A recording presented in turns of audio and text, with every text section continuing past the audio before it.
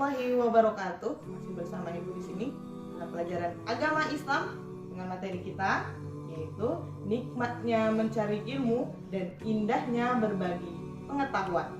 Semoga anak-anak Ibu di sana masih dalam keadaan sehat walafiat. Ingat, patuhi protokol kesehatan. Jangan lupa jaga jarak 1 meter dan jangan lupa cuci tangan sehabis melakukan apapun. Dan jangan keluar rumah jika tidak begitu penting. Nah, kalau kita pikir-pikir, wajib nggak sih bagi kaum muslim dan muslimat itu untuk mencari ilmu? Ada sebuah hadis yang mengatakan talabul ilmi fardhatun 'ala kulli muslimin wa muslimat, bahwa menuntut ilmu itu adalah hukumnya wajib bagi kaum muslimin dan muslimat. Bahkan wahyu yang pertama kali turun, kita diperintahkan untuk belajar. Apa wahyu yang pertama kali turun? Yaitu surah Al-Alaq ayat 1 sampai dengan ayat 5. Nah, Ibu di sini akan membacakan surah Al-Alaq dari ayat 1 sampai dengan ayat 5. A'udzu billahi minasy syaithanir rajim. Bismillahirrahmanirrahim. Iqra bismi rabbikal ladzi khalaq. Khalaqal insana min 'alaq. Iqra wa rabbukal akram. Alladzi 'allama bil qalam. 'Allamal insana ma lam ya'lam.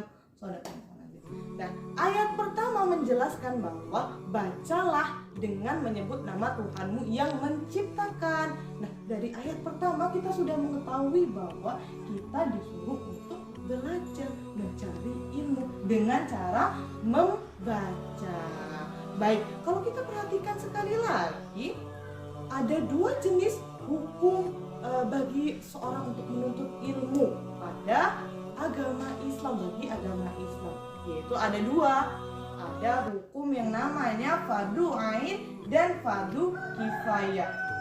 Ibu, apa itu fardu ain sama fardu kifayah? Fardu ain adalah amalan bagi kita yang tidak bisa diwakilkan. Sedangkan fardu kifayah adalah sebaiknya amalan bagi kita yang bisa diwakilkan. Sekarang contohnya fardu ain yang tidak bisa diwakilkan. Contohnya adalah seperti kita mencari ilmu tentang ketuhanan, mencari ilmu tentang sifat-sifat Allah, kemudian tata cara beribadah, bagaimana kita sholat menghadap Allah, bagaimana kita harus bersuci terlebih dahulu. Nah, maka itu tidak bisa diwakilkan. Sedangkan yang fardu kifayah adalah yang bisa diwakilkan.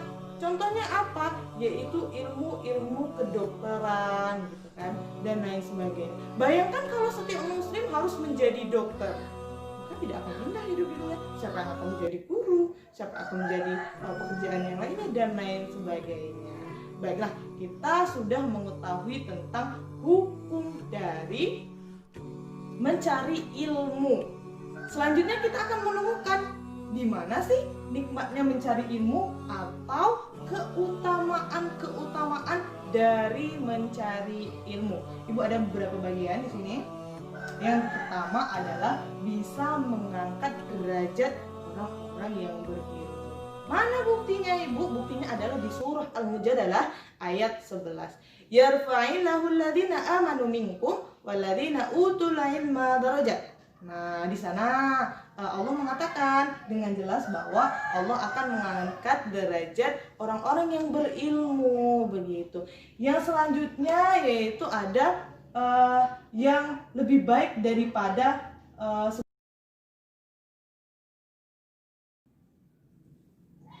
yang selanjutnya adalah nikmatnya mencari ilmu. Di mana ya letaknya nikmat mencari ilmu itu? Kita singkat dengan keutamaan dalam mencari ilmu. Nah, di sini Ibu ada beberapa poin. Poin dari nikmat atau keutamaan mencari ilmu. Dan salah satunya adalah bisa mengangkat derajat orang-orang yang berilmu, yaitu dalam surah Al-Mujadalah ayat 11. Bismillahirrahmanirrahim. Yarfa'illahu alladhina amanu minkum walladhina utul ilma darajat. Nah, di ayat sana Allah telah menjelaskan, di sini Ibu kasih artinya. Nah, Allah telah menjelaskan bagaimana orang-orang yang berilmu akan diangkat derajatnya oleh Allah Subhanahu wa taala. Kemudian bagaimana beruntungnya seorang mendapatkan ilmu di dunia dan bisa menyalurkannya.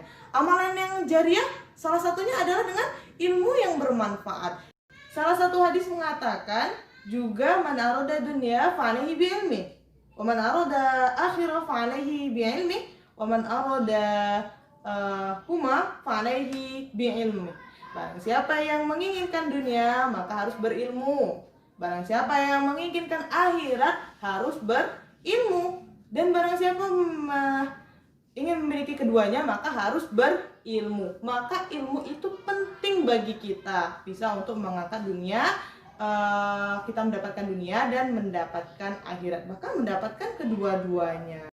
Kalau anak-anak ibu menanyakan sampai kapan sih kita harus belajar, apa memang harus sampai jenjang SMA saja atau hanya di perkuliahan tinggi saja? Tidak, mencari ilmu itu dari buayan hingga liang lahat. Nih, Ibu kasih hadisnya.